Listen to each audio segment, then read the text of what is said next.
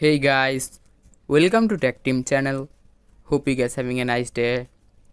Today in this video, I'm going to show you how can you group chat in KakaoTalk.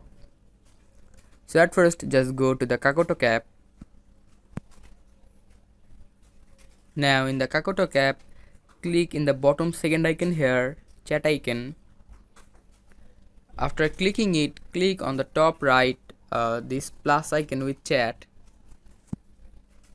And after clicking it, click on the top right open chat option. Now select the second option, group chat. Now here you can just create your group chat. You can just enter a group chat room name. You can just add a photo by clicking in the photo here. You can choose the photo from your gallery or you can just take it instantly. And under here you can just customize the group. Now just click on the top right done option after doing all these things.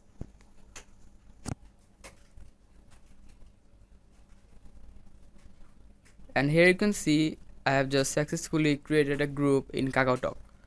So guys, that's how you can group chat in KakaoTalk. Hope you find this video helpful. If you find this video helpful, then give a thumbs up and don't forget to subscribe the channel. Thank you very much for watching the video.